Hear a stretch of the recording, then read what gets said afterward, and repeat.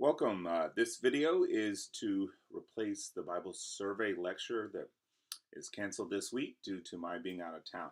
So we're going to quickly kind of recap a bit of the material that was in the handout that I emailed to you, which hopefully you've looked at prior to watching this video, as it kind of bridges the gap between Abraham and Sarah and the birth of Isaac to now a couple generations later, and the story of Joseph, which sort of brings the book of Genesis to completion. So, as we saw, Isaac, kind of the miracle child that comes to Sarah and Abraham late in their life, has he and his wife Rebecca have twin sons, Jacob and Esau. Jacob is the younger son, and yet God kind of surprisingly promises that the younger son is going to receive the larger inheritance and the blessing, and that kind of this promise that God has made to Abraham, this covenant of this great nation, is not going to come through Esau, but is going to come through the younger son, which is surprising, as the handout discussed, kind of this idea of the older male heir kind of receiving the vast majority of any inheritance, and then everyone else kind of taking what little is left. But in this case, the promise is to Jacob, and the handout discussed how Jacob really illustrates this very important point about the Old Testament, particularly in that many of these characters, many of the individuals that you encounter in the narrative, are not morally good people necessarily. Sometimes they are. We'll see, quite a few folks who really are very virtuous in many ways, but over and over again, characters that lie, that cheat, that sometimes rape, kill, murder, um, just do all sorts of things, and yet God continues to work this story through, in spite of, or working around, one might say, kind of the moral failings of these people. So the Bible is not a collection, and certainly Genesis bears this out, is not a collection of, hey, these are all heroes and role models that you ought to model yourself after. I mean, it's very clear that the theme is God is doing things. I mean, and here are the things that God has done in history, and here's how God has worked this story in the ways that God desires. But it is not, hey, just pick any character that you come upon and then do a character study of them, and you'll find examples and morals that you ought to follow. Quite often, the humans in the story behave in all kinds of horrible ways, and we discussed in the handout some of the ways that Jacob does that. And the thing that I would really want to stress that handout mentions is the way in which Jacob's life really serves as kind of a parable of both the nation of Israel. In fact, late in his story, God kind of changes his name from Jacob to Israel, which means one who struggles with God. And that's certainly what the nation of Israel is going to do. We're going to see in the next few weeks. But also just of humanity, and this idea that God has promised blessing, the promise before he's even born that he is going to get this great inheritance. And then rather than opening his hands to receive that blessing, Jacob proceeds to spend his life trying to grab it and take it and steal it from others on his own, whether that's his brother Esau, his father-in-law Laban, and that seems to be kind of a metaphor. The way Jacob lives his life seems to be a metaphor for our tendency, like as we discussed back all the way to the garden at the beginning of the story, that when offered this, we do this instead. We take, like, hey, if you want this, you've got to go get it for yourself. And Jacob certainly plays that out. So Jacob and his father-in-law Laban have this very kind of mutually exploiting relationship. They're trying to cheat each other, and in the process of that, Jacob ends up married to two of Laban's daughters, not the one that he loves, Rachel, but also Leah, her older sister. Jacob doesn't love Leah, only loves Rachel, and God sees that and kind of rewards Leah then with several sons, with 6 sons, and Rachel has none for a very long time. This causes all kinds of trouble within their kind of marriage situation there. And we're going to talk in a moment just about kind of the strange marital relations, or at least strange to us, that we see in the Old Testament. Uh, polygamy, multiple wives, it being seemingly fairly appropriate to have. If you need a son, if you need an heir, and your wife can't give you one, you can sleep with a female servant, and that will count, and just all kinds of things. And so, just really want to stress that sort of sexual ethics and the way marriage is conceived, the way sexually appropriate behavior is conceived, is another one of those signs that, okay, we're not in the culture that we live in. That this story is happening in a different time in human history, and a wildly different culture that has significantly different ethics in a lot of ways than we have. So back to the story.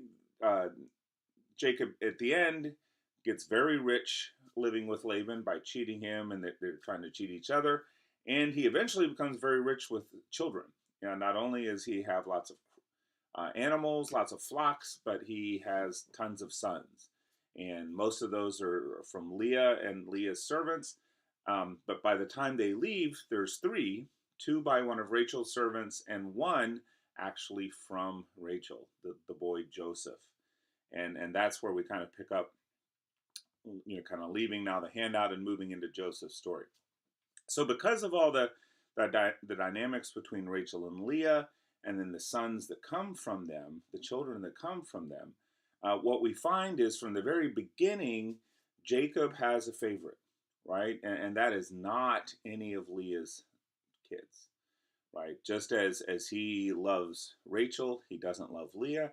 He's going to love Joseph in a way that he doesn't love his siblings. And so from the very beginning, there's stories of Jacob kind of showering Joseph with a gift.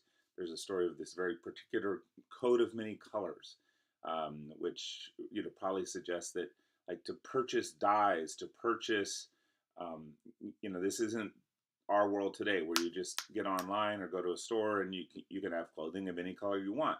To dye clothes into a bright blue or a purple or a red or orange, would you'd have to procure the minerals and whatnot to make the dyes, and that would be costly and expensive and difficult to do.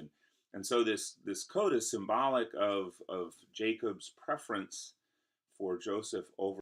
But we all dreams, and just to take a little pause here, these dreams, he very clearly sees them as being from God, and this is going to be true throughout the narrative. We're going to see people like to folks. I mean, all throughout the Bible, you have, and God said to Moses, God said to Abraham, God said to so and so.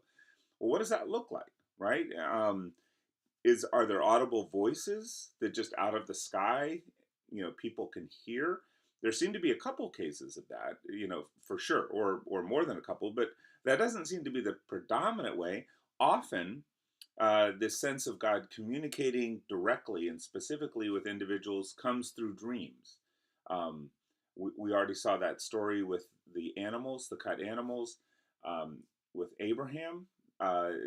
He falls into a deep sleep and then experiences this. So is this some kind of a dream, or is it a vision? Perhaps. Certainly Joseph has one of the kind of spiritual gifts that he has is not only a sense to take his own dreams and understand their spiritual meaning, but to do so for others as well. And so that seems to be a common thing in the ancient world, this idea that dreams are not just, weird things that happen to you because you stayed up too late and, ate a pizza at midnight. They seem to be, this is how God is talking to folks, at least one of the ways in which God seems to communicate.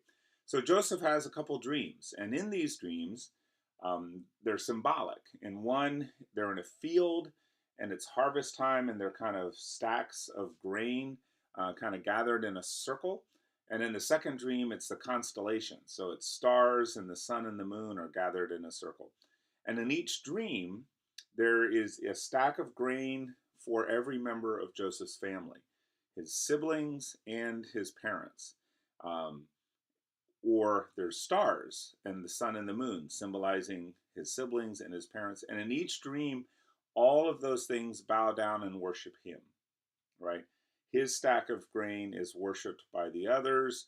The stars, sun, and moon bow down and worship Joseph's star, which seems Joseph, I think, rightly recognizes that this dream is God somehow saying that at some point in your life, your family is going to worship you, or is going to bow down in deference to or to honor you.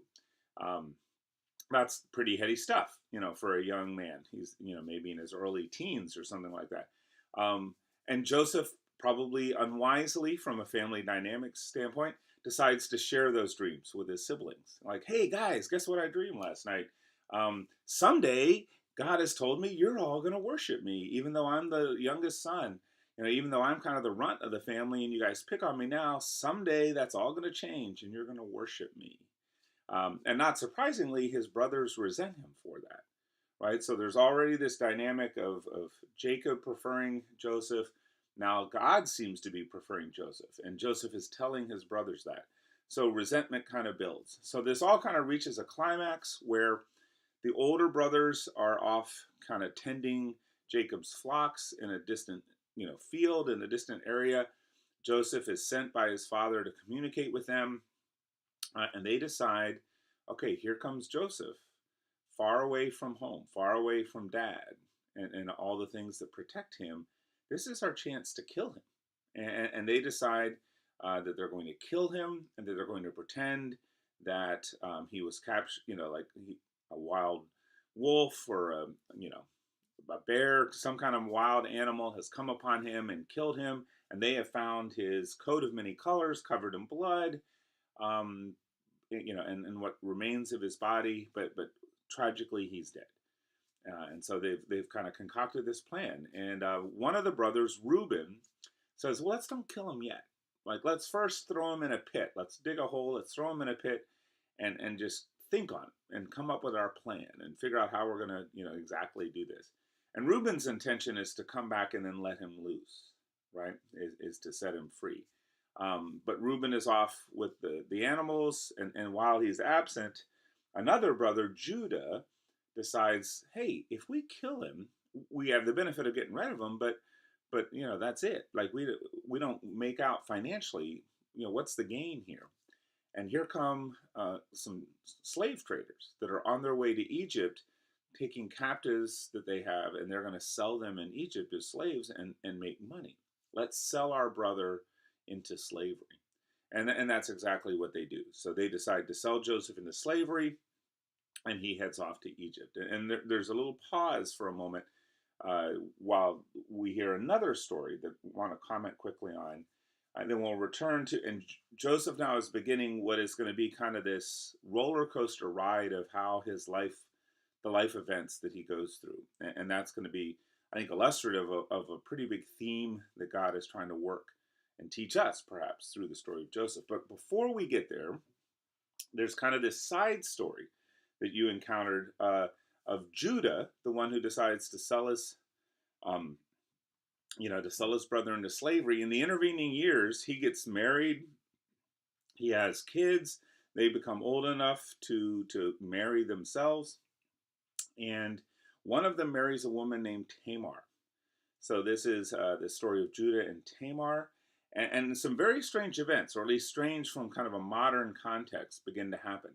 So Tamar's husband, who's Judah's son, dies, right? And immediately Judah says to another one of his sons, take Tamar into your home and have sex with her and give her a son, give her a child. And the son doesn't want to do this. Like, he's happy to have sex with her, but he doesn't want to impregnate her. He doesn't want her to get a son because that will be an heir, and that heir will take part of the family wealth. And the son wants all the more wealth for himself. So he repeatedly has sex with her, but refuses to ejaculate inside of her. There's no real non-awkward way to say that. So that Tamar can never get pregnant. And God sees this and is angered by it and kills this son too. So now two sons of Judah have died, and they have both been either married to or had sex with Tamar, and what's going on here? And so now Tamar is told by Judah, well, I have this young son who's, in grade school age probably. Wait till he grows up, and then you can marry him. Just stay around, wait around for years and years, and then eventually you could marry this other son. Uh, and in the meantime, Judah's wife dies as well, and he's on a business trip.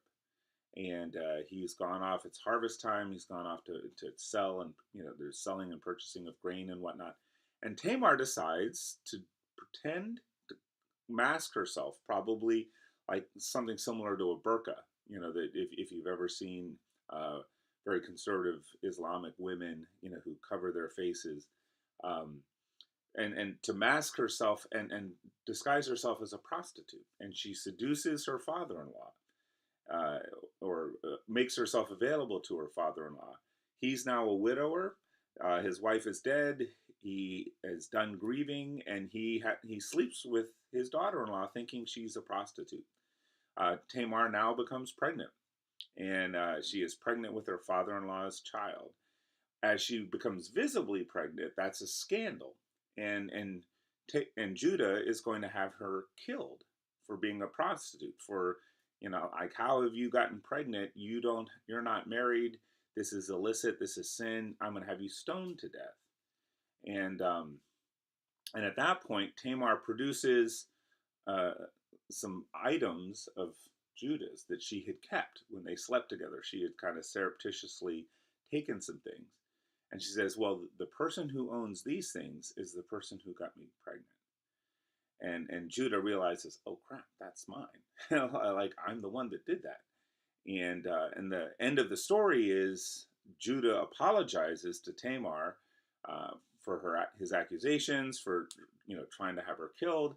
Tamar has a son, and in some ways, kind of everything, all is well for her from then on. And the story makes it very clear that from the narrative standpoint, Tamar has not done anything wrong. This pretending to be a prostitute, sleeping with her father-in-law, is not seen as clearly in the biblical narrative as something that she should be ashamed of. That she kind of has done what she had to do, right? So what's going on here? Like that is a very complicated and strange story. Like why is all that happening? And I want to harken back to when we talked about Hagar and Ishmael, right? The way that the Bible repeatedly, and to me, this is one of the things that lends it credibility. One of the things that really leads me to trust the narrative of the Bible is how often it tells stories it didn't have to tell, right? That it could, like, hey, we could brush that person aside. We could brush these people aside. We don't have to tell this bad. And yet again and again, the biblical narrative goes out of its way to tell these stories that are unflattering to its heroes. And Judah he's going to be the father of one of the great tribes of Israel, the tribe of Judah. And yet here we have this story. And why is it shameful to him? And what's going on? And why, why sleeping with several sons or being promised to? So it's all kind of built around this ancient culture of what's called levirate marriage. And what levirate marriage is it's really built around the fundamental patriarchy of ancient, not just Jewish, but ancient cultures in general. That women could not own property and really had very little access to wealth, right? And that the only way as a woman you could be sort of financially secure through your lifetime was to be attached to a man. And that if you were a woman, an adult woman who your father was dead, you didn't have a husband, you didn't have a son or a close male relative, you were, essentially homeless. Think about if you've grown up in church, how in the New Testament, or throughout the Old Testament and New, there'll be injunctions like, hey, look out for widows and orphans, right? Be sure to care for the widows and orphans that are in your midst. And why particularly widows and orphans? Well, if they're female orphans or if they're widows, these are women who are not attached to a man. So therefore, they are financially at great risk. they're essentially homeless, penniless. They have no hope kind of to survive other than prostitution or begging. Um, and so when Tamar's husband dies, she's now vulnerable.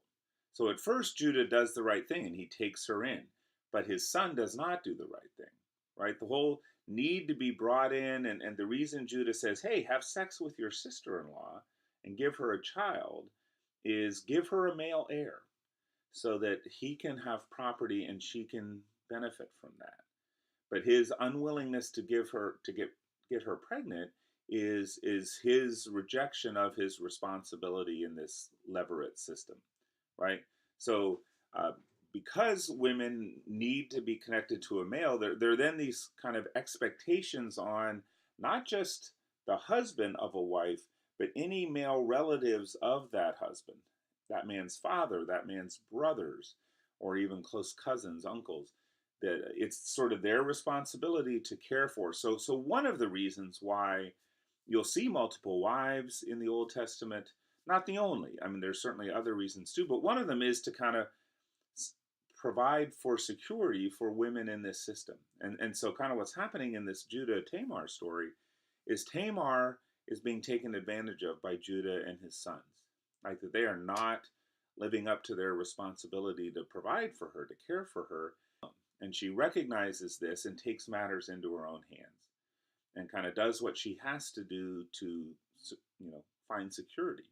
She needs a son. She needs a male connection, family connection somewhere. And Judah is not helping with that, and so she kind of forces him to help.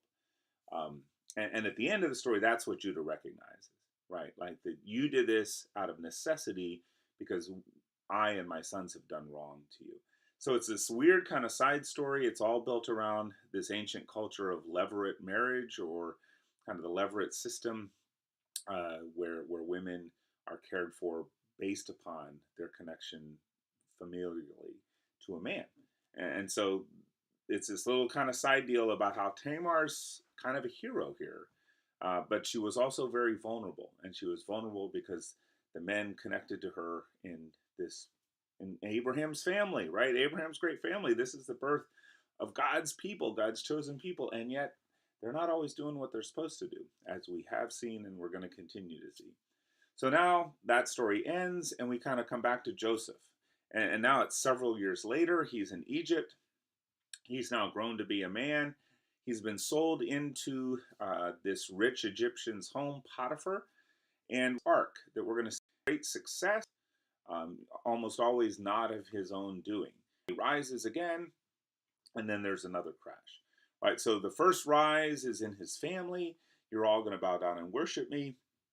No, we're not. We're going to kill you, or at least we're going to sell you into slavery, which is, as good. We'll let the Egyptians kill you, essentially. So he ends up in Egypt.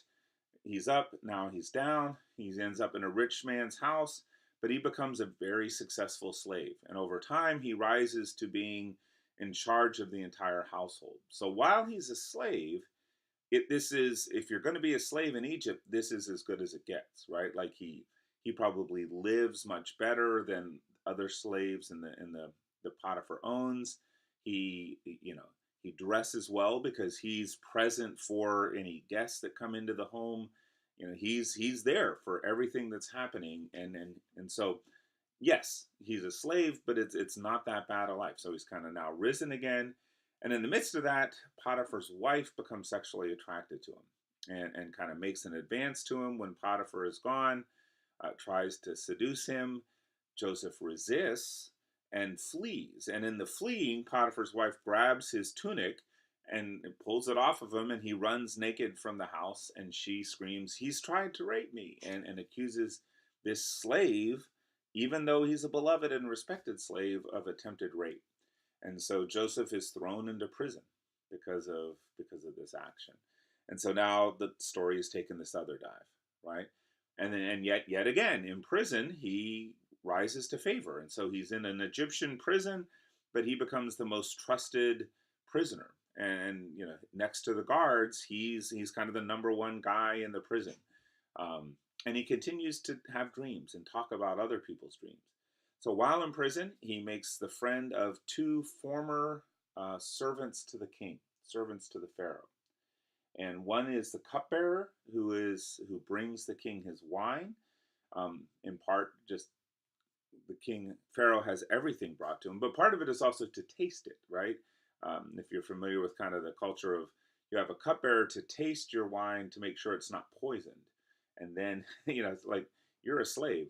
You can taste it, and if you die, that's okay. At least we've saved the life of the king. So here's this cupbearer who's committed some crime. He's now in prison, and the king's baker, Pharaoh's baker, who is also in prison, and they both have dreams, and they talk to Joseph about these dreams, and they're very similar. In the cupbearer's dreams, it's a dream based on grapes, where he's got this basket of grapes, and uh, it's turned to wine, and things turn out well, and it's a happy dream. In the baker's dream, he has a basket of bread, and yet birds come and eat all the bread. It's kind of like they're both back in their jobs, and they're taking the fruit of their labor, or the fruit of their role, to the Pharaoh. And yet in the baker's case, by the time he gets to Pharaoh, it's all gone. These birds have kind of pecked away and eaten all the bread. And they're like, what do these dreams mean? And Joseph says, well, I can tell you, and it's good news for one of you and bad news for the other. Cupbearer, your dream is that Pharaoh's going to forgive you, that you're going to be back dealing with the wine of the king and back in your old role, and all is going to be well. Baker, the fact that these birds have come and eaten the bread in your basket is Pharaoh is not going to forgive you, and you're going to be executed. And sure enough, that's exactly what happens. The baker's killed, the cupbearer is set free. He promises to kind of remember Joseph and proceeds not to. Right? So Joseph's up, now he's kind of down. He's still languishing in prison. The cupbearer is gone, returned to the king, and forgotten to speak well of him. And here Joseph sits, year after year, still in this Egyptian prison.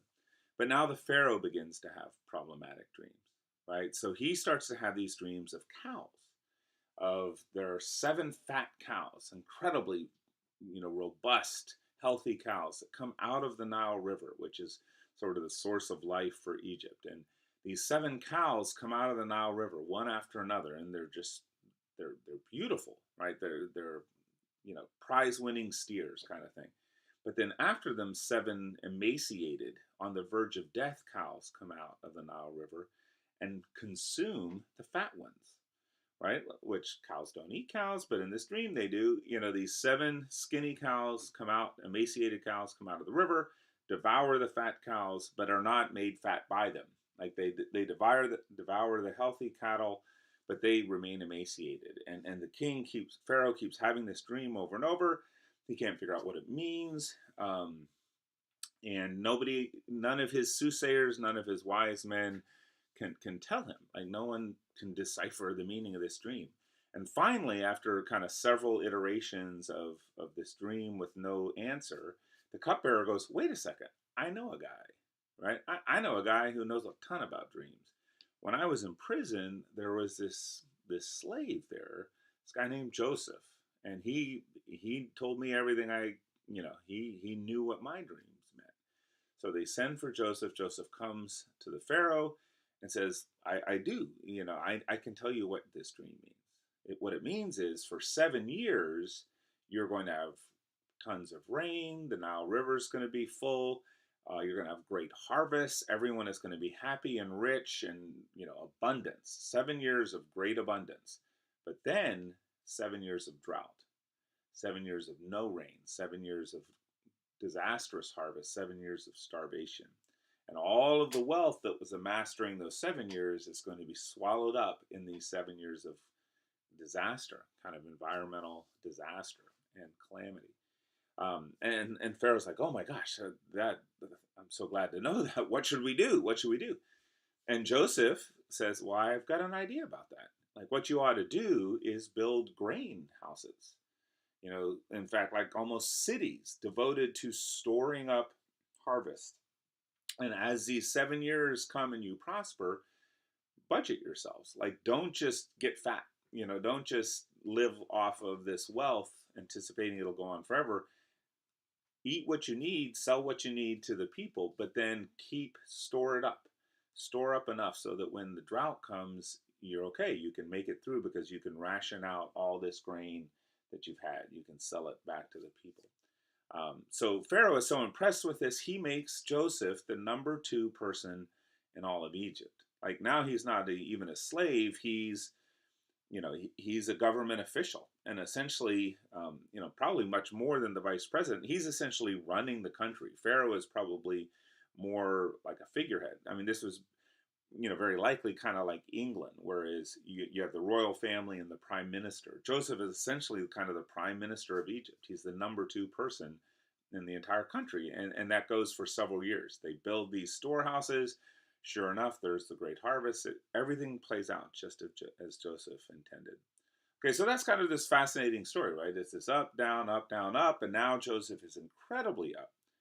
But why is this story in the Bible, right? Like, what's the point of this, other than Joseph is one of the kids in this large family that's rooted to Abraham? Well, the point is the rest of the family is about to re-enter the story, right? So this drought, this crisis is not just in Egypt, it's in this whole part of the world. So, Jacob, Rachel, and Leah and all of their sons, they're back in Canaan and they're starving. They're starving just like everyone else in the world is. And so everyone is coming. Who has food? Only Egypt. We've heard that Egypt somehow anticipated this, and they've got food, and you can go and it costs a ton, but you can go and buy food and survive. You can buy grain. And so Jacob sends the remaining sons, down to Egypt to try to purchase grain. And sure enough, here they come, and they come into Joseph's presence. Right now, Joseph, in these intervening years, he's essentially become an Egyptian, right? He's not dressed like a Canaanite herdsman. He is now dressed like an Egyptian official, an incredibly wealthy Egyptian official. He speaks Egyptian. We don't know exactly what his haircut would have been, but it was probably very different than what his brothers, so they don't recognize him. I mean, that's kind of pivotal to the story, is they come into his presence to beg, can we purchase grain? And he immediately recognizes them, right? And so he realizes, and part of their coming into his presence is they're kind of bowing down and kind of crawling face to the ground on their knees into his presence, recognizing, you, oh great one, have the ability to sell us this grain or not, and he goes, this is the dream, right? This is the dream. These are the dreams I had when I was a kid, that my family was going to come down, was going to at some point worship me. And God told me this. So Joseph kind of realizes what's happening, and he begins this interaction with his brothers, right? But the last time he saw his brothers, they were trying to kill him. And so now he kind of tests them. He starts asking questions. Where are you from? What are your parents like? And they tell him, how many people are in your family? And they say, well, this is pretty much all the sons in our family except for 2, right? There's 2 others. There's one, this small boy, late in life. One of the 2 wives of our father, Rachel, has had a second son. She had only had one son, Joseph, but he is no more. Kind of this, they don't say he's dead, but the assumption is that, that we sold, they don't go into detail, but like, he's dead. We had one brother who's now gone, and there's one brother that didn't come with us because he's both too young to travel and he's too precious. Right? And now what starts to happen is they talk about Benjamin, this new younger brother, very differently than they had Joseph. Right? Whereas Joseph, they deeply resented the fact that he was the precious son, that he was, he got attention from dad that they didn't get. Now they seem to be fine with that. Like, we must protect Benjamin. We recognize how precious and dear he is to our father, and we value that. And so they have this discussion. Joseph eventually does sell them. He accuses them at first of being spies. You've come down here to see our weaknesses, which is ridiculous. Like Egypt is the great superpower of the world. They've got, cities and armies and chariots, and here's these this little band of herdsmen, right? Like there's not a chance in the world that these, these 10 men are going to do anything, that they're going to take information back to anybody that's going to harm Egypt. But Joseph makes this accusation. They say, no, no, no, no, we're just here to buy grain, we promise. And he says, okay, we'll leave one of you stay behind. And Simeon, one of the brothers, becomes, okay, Simeon is going to stay behind in prison while they go back. Like, I'll give you grain on condition you have to pay for it, and you have to go back and get Benjamin. I'm very intrigued by this story of this precious younger brother you have, and bring me Benjamin. I'd really like to meet him, and then I'll let Simeon go. Right? So Simeon, who's now an adult, decides to stay. They sell him. Joseph tricks them and puts, like they have paid all these bags of silver for the grain. He has those bags taken and put back into the grain that he's given them. So they get halfway home and realize, oh crap, we have all this money, and Joseph's going to think we are cheating him. That guy in Egypt who sold us the grain is going to think we're cheating him, and he's going to kill Simeon. So they're panicked. They're trying to figure out what to do. They talk Jacob into sending Benjamin because this is the only way we can get our brother back. So Benjamin comes back. They bring all the silver that had been returned to them. They bring extra silver to buy more grain, and they bring Benjamin. And finally, there's kind of this climactic scene where, yet again, Joseph sort of tricks them. He sells them grain. They're heading home, but he takes some of his precious gold and gold candlesticks or bowls or figurines, gold figures from his house, and he puts them in Benjamin's luggage. And then he sends soldiers to kind of arrest them and say, somebody has stolen, from our master. Who is it? And they look, and it's Benjamin. And okay, well, you are free to go home, but Benjamin is going to be killed. Our master back in Egypt is going to execute this boy because he's stolen gold from him. He's stolen from him. And this is where it kind of reaches this climax. Like they come back to Joseph's presence and say, please, whatever you do, do not kill Benjamin. Right? And now they kind of come clean. Like we are responsible for our other brother's death. And our father has already lost Joseph, and he could not bear to lose Benjamin. And we cannot be responsible for Benjamin's death. So we don't know how these objects got in his luggage, but take any of us, take all of us, but not anything but Benjamin. And at this point, Joseph realizes that they've changed, that they are not kind of the cruel-hearted brothers that he had known, but they have now. His heart's kind of melted. And there's this powerful scene where he just weeps in front of them. And he had wept previously, but privately, so that they didn't know that he was moved by the fact that his brothers were still alive and he'd come into contact with them. So this time he weeps publicly, and he tells them, like, this is who I am. I'm your brother Joseph. Right? And initially they're frightened by it, like, oh crap, like they know what they had done to him. But he assures them, like, no, it is okay. Like, it is all right, and I'm reconciled to you. In fact, he encourages the entire family to move down. Like, rather than having to every 6 months or every year come back and forth trying to buy more grain till this drought ends, go back and get Jacob, old as he is, and Rachel and Leah, old as they are, and bring the entire family down to Egypt. And that's in fact what they do. And that's going to set the stage for the next story that we'll talk about next week, which is the Exodus, right? Because the Israelites, these Canaanites, they come and they live in Egypt, and they stay for several hundred years, a small, significant ethnic minority in Egypt, and so much so that they begin to frighten the power of Egypt because they're not like us. They're strangers. They're immigrants, and they don't belong here, and they're now very prosperous and numerous, and they begin to scare and threaten them. But that's a story for another time. So to wrap up this story, there's this scene at the very end of the book of Genesis where Jacob finally dies, right? The father of this entire clan finally dies. He dies in Egypt. And the brothers are again scared, right? Their fear is, okay, Joseph has been kind to us all these years, but only because of his love for our father. And now that Jacob's gone, he's going to get revenge at last, right? And so the story kind of reaches this. They come before Joseph, and they're terrified.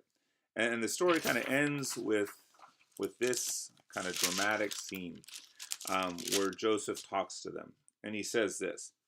But Joseph, this is from chapter 50. But Joseph said to them, "Don't be afraid. Am I in the place of God? You intended to harm me, but God intended it for good, to accomplish what is now being done, the saving of many lives. So then, do not be afraid. I will provide for you and your children." And then he reassured them and spoke kindly to them.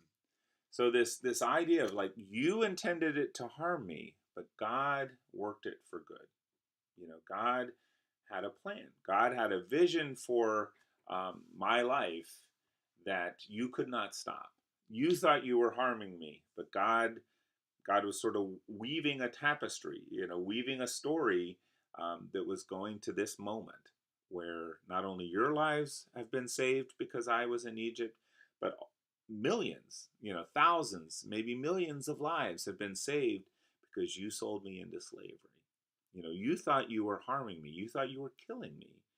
And yet God had something bigger in mind. Right now, this sort of raises some questions, and it's with these questions that we're going to kind of wrap up. And this is where it's really unfortunate that we're not in class and not able to have this conversation about this video. And like, here's what I would ask you: like, is this suggesting that God desired the brothers to do this, that God wanted them to do this hurtful, harmful thing, and was somehow pleased that they did, or that they did what they did, and God, okay, here's the raw material you've given me, here's how I'm going to work it for something better. And I would like to suggest the second. I mean, there certainly is, there's a school of theology, of Christian thinking, that says, like, every single event that happens, God said, this morning, I want a tidal wave to kill 3,000 people in Indonesia. Today, I would like the Holocaust to begin. And for whatever reason, it's God's good and pleasing perfect will to bring every action, every event that happens in the world into being. And that's kind of related to this idea of God's sovereignty. And I believe God is powerful and sovereign over all of history. I do believe that. But personally, I really struggle with the theology that God sends kind of directly hurtful or harmful things, and that somehow in ways we can't understand, that's a good thing because God did it. That the Holocaust in any way is like a good thing, or this natural disaster that just kills hundreds or thousands of people. But I'm not sure that's what this statement is saying. And so like, here's how I have kind of thought about it in my own life, and maybe encourage you to think about it. So one of the comments I often hear George Fox College students make is like, I want to figure out what God's plan is for my life. Like, where is God taking me? Who am I going to marry? What am I going to do? Where am I going to live? What is God's plan for my life? Right? And how do we figure that out? And I think most of us have this vision of, I would like that plan to kind of look like a straight highway. That here, my freshman year in college, I would have some vision or epiphany of what that is, and then it would just kind of roll out over the succeeding years in just one step after another. But I'd kind of seen where it was going to go all those years ago, and it just kind of this straight line. And I used to live in the Midwest before moving to George Fox. My wife and I and our kids lived in Iowa. And their roads kind of look like that. It's pretty flat. There's this Interstate 80 that crosses the state from east to west, west to east. And if you get on Interstate 80, you can see for dozens of miles a lot of the time, right? It's a straight road, and there's, it's relatively flat terrain, and you can see ahead for a very long way. And I think That's how we would like God to lay out our futures for us. Okay, but I would suggest that probably for most of us and most of the time, God's laying out our future or giving a sense of our future looks maybe a whole lot more like living in Oregon and driving between here and the coast. Like, I don't know if you've ever, so far this fall, or if you grew up in the Willamette Valley, you drive from Newburgh to Lincoln City, Newburgh to Pacific City. Um, it's beautiful, but it's really windy, right? You're kind of winding your way through the mountains, following streams, going over this pass and down and around, and you usually can't see very far in front of you, right? I mean, you're on a road, you see a sign that says, Pacific City, 45 miles. You're heading there, but you can't really get you don't get a lot of a sense of what's ahead of you more than a quarter mile, half a mile, as the road winds its way through the mountains. And to me, that kind of feels like Joseph's story here. And I think part of what's happening is setting up the next story, setting up the building of this family into a nation. That's part of what the Bible's doing. But like, if there's a special sort of Sunday school lesson out of Joseph's story for us, I think it's maybe this: is that sometimes God's road ahead for us looks a whole lot more like a road through the mountains. Like Joseph's had some incredible twists and turns, some ups and downs, some times when it looked like this is great. Like I was in this horrible place and I've escaped it, and now things are awesome. But then something tragic would happen, and he'd be right down in disaster again. But then God would, he would come out of it yet again. Um, and I think things are going to happen. Things happen in our lives. I'm in my 50s. I have had times when I feel like I cannot believe my good fortune. I cannot believe the wonderful things God has given me the opportunity to experience or do. And wow, I am on top of the world.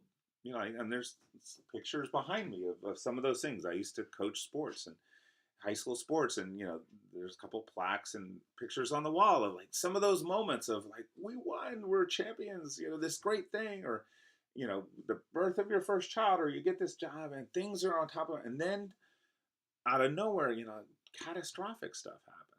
And what is going on? Like, I thought God was taking care of me. I thought there was a future for my life.